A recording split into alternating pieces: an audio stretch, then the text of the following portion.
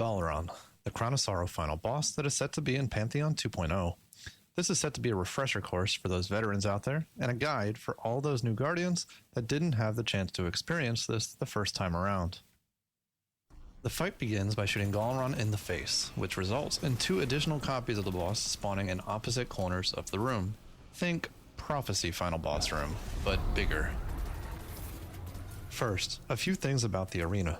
It is divided into thirds, which include the void side because it's purple, the dog side because it has dog statues, and the stairs side because it has stairs. You'll notice dividers along the floor which, towards the outer walls of the arena, house something called the Witch's Vessel. This device acts as a toggle for the buffs for any players within its radius. To trigger this, it must be shot by one buffed person and one non-buffed person, at relatively the same time. Keep that in mind because that core mechanic will be used throughout this encounter for different aspects, including but not limited to breaking crystals. Throughout the fight, a crystal will spawn inside of a bubble on one of the 3 sides. When the crystal spawns on dogs, one buff person and one non-buff person must jump inside of the bubble and shoot the crystal at relatively the same time. Sound familiar? After about 30 seconds, a new crystal will spawn, but this time it will be on the void side. Rinse and repeat. The crystal will continue to spawn until DPS begins, continuing in a circular rotation the entire fight. Earlier, I mentioned toggling our buffs on and off, so why do we need to do that? The Witch's Blessing buff lasts for 60 seconds before turning into Witch's Curse.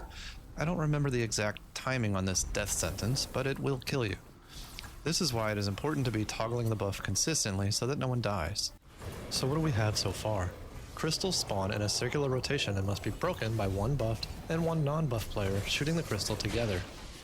A buff that must be swapped every 45 to 50 seconds by players standing within the radius of the Witch's Vessel and having one buffed and one non-buffed player shoot it together.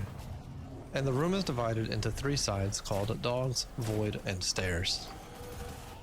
Before the encounter starts, you'll want to divide the Fireteam up into 3 teams of 2, sending one from each team to each of the sides. There will be a green pool in the center of the arena for the remaining 3 players. Stand in this to gain Witch's Blessing. Once acquired, join your partner on your designated side. Designate a Witch's Vessel for each team, as there are 3 of them, because once they are used, there is a cooldown on it before it can be used again. When the adds spawn, buffed players will only be able to damage the knights, and the non-buffed players can only damage the acolytes. Kill the adds, and you or your teammate need to monitor the buff timer. Toggle your buffs when necessary, and break the crystal when it spawns in your side. After a cycle of crystals, a mini-boss will spawn on one of the 3 sides called Gahlran's Deception. When this happens, the other 2 sides will spawn ogres. To defeat the Deception, you must damage him from inside of the bubble with, you guessed it, one buffed and one non-buffed player. You want to do this in the center area up near the large copy of Gahlran. When this happens, the buffed player will lose their buff. They need to go to a Witch's Vessel and have any buffed player on the field shoot it from afar. Remember, it only toggles the buff status of those within the radius, so having someone buffed, shooting it from afar will leave them unaffected by the swap. Back to the Deception. With him stunned, the other player needs to look up at Gahlran. He will shoot 3 fireballs out of his right hand, and the hand will immediately turn green afterwards. Shoot his hand until he staggers. Gahlran will get angry and slam down on the ground with a giant axe, killing his own Deception. Other Deceptions spawn on the other sides, one at a time in canon. Don't forget, this entire time you need to be swapping your buffs and breaking crystals as they spawn on your side. Once all Deceptions have been eliminated, the boss will begin his wipe mechanic. Each copy will have their hands turn green as they begin to raise them up to their heads. Players will need to shoot all of the hands. This will break the boss's concentration, and once that is done, the players will shoot him in the face. At this point, 2 of the copies will disappear, showcasing the true copy of the boss. 1 more crystal should spawn. Everyone should retoggle their buffs and head over to damage in front of the only remaining copy of the boss. Watch here for an example.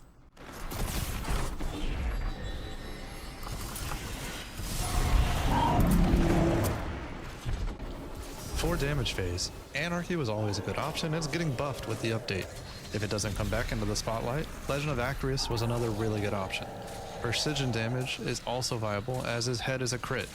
Multiple times during damage, Gahlran will attempt to regain concentration by doing the wipe mechanic again. Simply break his hands to continue damage. Once damage is finally over, immediately head to a witch's vessel to toggle everyone's buffs, and return to your sides to begin phase 2. With Pantheon, there may be subtle differences in how the encounter plays out, but it should be functionally the same. I hope this has helped you out, and if you are looking for more guides and Sherpas, please keep an eye on this channel and join the Discord for more, once I've gotten my hands on Pantheon 2.0 for myself. This is Gladiator Games saying GG's.